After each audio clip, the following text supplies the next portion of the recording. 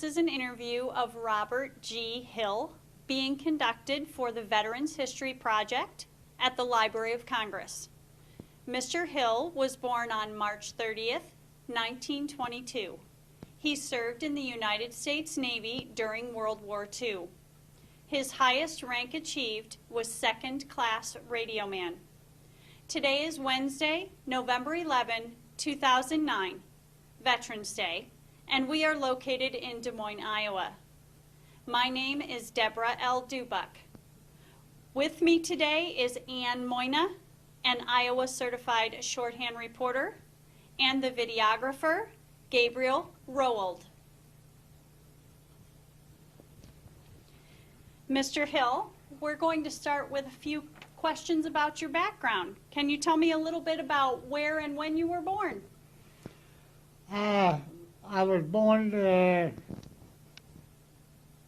I think at Mercy Hospital. Now, there's been a question about that. We lived in Bondurant, my folks did. And some said I was born up there on Skunk River Bottom. And they called me Stinky for a while. But I think it was Mercy Hospital in Des Moines. Okay. Tell me a little bit about your family, your parents, their occupations, your siblings. Okay, my parents were farmers. My dad was a farmer, my mother. They moved back from Indiana. And I had 4 brothers and 6 sisters. And I still got 1 brother left and 3 of the sisters. Wait a minute. How many sisters? You got 3 sisters left. Anyway, all us boys, but my oldest brother went into the service. And 2 of my older brothers was in the Army. My younger brother, he was in Vietnam in the Army. But I didn't want to be drafted, so I joined the Navy. I enlisted in the Navy. Otherwise, I'd have been drafted in the Army. And we all, came through the war fine. And Great. What did you do before you entered the service? well, really, I was just graduated out of high school in Martindale, Iowa, and I worked for a short time with my brother in construction work, and I helped my dad on the farm. And then when Pearl Harbor came along, there was 5 of us boys as buddies. We all went down and enlisted in the Navy. Well, in the meantime, I'd taken a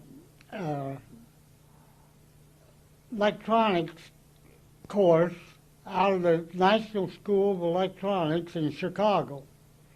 And I'd built a transmitter and a receiver, and I passed with flying colors. Well, as soon as the Navy found that out, 2 days before Christmas, December the 23rd, they shipped me to Great Lakes. That was in 42, 2 days before Christmas. The other 4 guys, my buddies, they got to stay home till after Christmas and New Year's. So anyhow, they needed radio men real bad. And from there on, I went through training and so on. Okay, so we know that you enlisted. Right.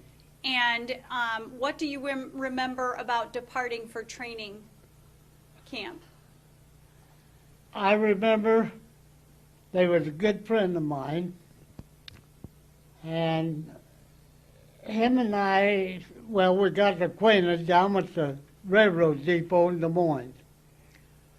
And just think, this was 2 days before Christmas, and he was crying, his folks was there, I was crying, my folks was there, because we were being shipped out. And cold, oh, it was so cold. You know, at that time. I remember that very well. And this friend of mine that shipped out, I'm trying to think of his name, you probably knew him because he was the head of KCCI for years. I'm trying to think of his name, but he was after the war, he came back and he was in charge of KCCI for several years. But I remember it was cold, awful cold, and we were crying. The tears were freezing as fast as they came down. When you went to your training, did you get any additional specialized training from the Navy? No, it was strictly basic training. The most of it was discipline. We had to sleep in hammocks. We didn't have bunk beds, it was hammocks. And it was just basic training on Okay, about all it was.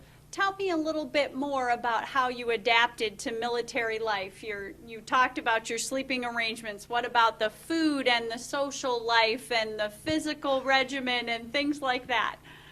Well, you want to remember, I was just very young, and I was growing from a young kid to manhood at that time. And there was a lot of changes you had to get adapted to. The food was good. The only thing I didn't like particularly was we had baked beans for breakfast every day. And I wasn't too crazy about that. But the food was good, and I enjoyed, like I say, it was all new to me. I enjoyed getting out there at 4 o'clock in the morning and doing calisthenics and just obedient more than anything. Yes, sir, no, sir, and all that. Okay, let's talk a little bit about your wartime service. Where did you serve?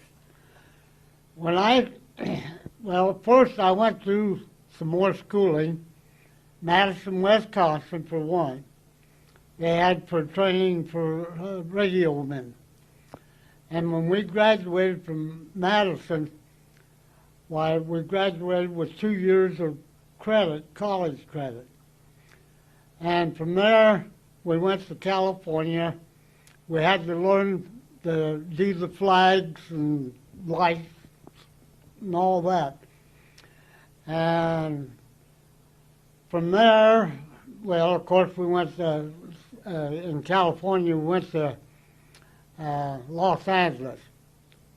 And we went through they call it semaphore flags and all that training. Then they shipped me back to Brooklyn. And that's where I caught my first ship, was in Norfolk, Virginia. From Brooklyn, they sent me to Norfolk. And I was put with the Armed Guard. The Armed Guard was Navy men placed aboard Merchant Marine ships that was carrying cargo all over, all over. Well, all these merchant ships had to have Navy personnel. We had anti-aircraft guns. We had a big gun in the back. And, of course, now I was a Navy radio operator aboard a merchant ship because most of the merchant ships at that time had foreigners. A lot of them were foreigners. They wouldn't even allow them to go ashore in the United States because of security. So anyway, the radio operator that was with me, he was a very smart boy, but he was a foreigner. I don't know what country, but and they wouldn't allow him to even in the radio shack when they got close to within the continental limits of the United States. But they did me because they couldn't, I was in the U.S. Navy. Well, the first ship I was on was SS Vermont. It was a merchant ship. We was carrying high-octane gas.